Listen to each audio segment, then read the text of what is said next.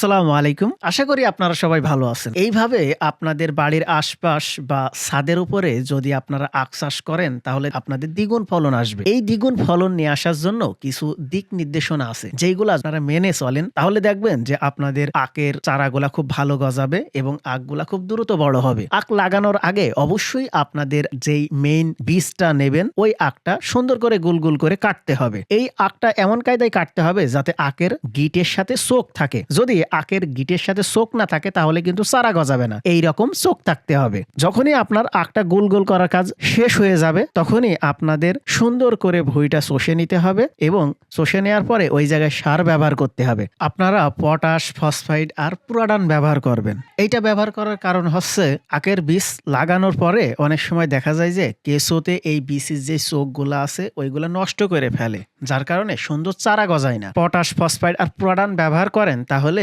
এইটার কারণে কেঁচোগুলা মরে যায়, যার কারণে সুন্দর চারা গজায় আপনাদের বীজ থেকে। সার দেওয়ার কাজ কমপ্লিট করার পরই আমাদের কাজ হবে যেই সারগুলো আমরা ছিটিয়ে দিয়েছি ওই সার আর মাটিটা সুন্দর করে কোদাল দিয়ে কুপিয়ে দিতে হবে, যাতে পরবর্তীতে আমরা যেই আখের বীজটা লাগাবো সেই বীজটা ভালোভাবে বেড়ে উঠতে পারে, যাতে সারের উপকারিতা হয়। আর সারটা আর মাটিটা যদি ভালোভাবে মিক্স আমরা না করতে পারি তাহলে পরবর্তীতে কিন্তু আমাদের উপকার আসবে না। সুন্দরভাবে কুপানোর কাজ কমপ্লিট করার পরই আমাদের কাজ হবে আমরা যে আখটা সুন্দর করে গোল গোল করেছি ওই বীজগুলা সব জায়গায় ছিটিয়ে দেওয়া, যাতে পরবর্তীতে আমাদের এই বীজগুলা মাটিতে লাগানো খুব সহজ হয়। যেহেতু আমাদের ছিটানোর কাজ শেষ তাই আমরা এবার একটা একটা করে বীজ মাটিতে সুন্দর করে লাগিয়ে দেব। আপনাদের কিন্তু এইভাবে সুন্দর করেই লাগিয়ে দিতে হবে। যদি বীজগুলা উপরে থাকে তাহলে কিন্তু হবে না। বীজগুলা সুন্দর করে মাটির ভিতরে ঢুকিয়ে দিতে হবে এবং দেখতে হবে আখের চোখগুলা কোন দিকে। সবসময় চোখগুলা উপরে রাখার চেষ্টা করবেন, তাহলে চারাগুলা খুব সুন্দরভাবে গজাতে পারবে। মাটিটা খুব শক্ত, যার কারণে আমি একটা নিড়ানি ব্যবহার করেছি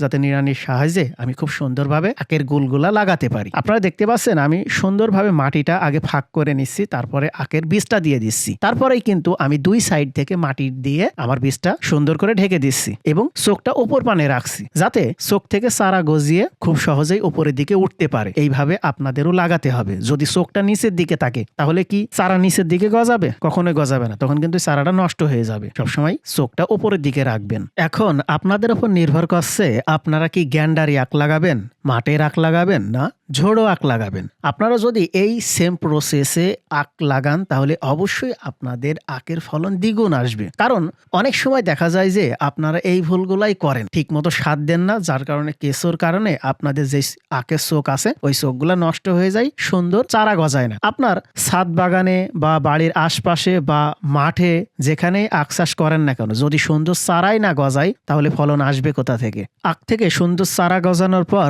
আমাদের কাজ হবে যদি আখের আশপাশে অন্যান্য আগাছা তৈরি হয় তাহলে সেইগুলা দমন করতে হবে। তারপরে পানি দিয়ে আবার সুন্দর করে সার দিতে হবে। গরুর ফার্মের পাশাপাশি যেই কাজগুলা আমরা করে থাকি ওই কাজগুলাও আপনাদের সামনে তুলে ধরার চেষ্টা করব। আখ লাগানোর কাজ কমপ্লিট হয়ে যাওয়ার পরে উপরের মাটিগুলা আমরা সমান করে দেব।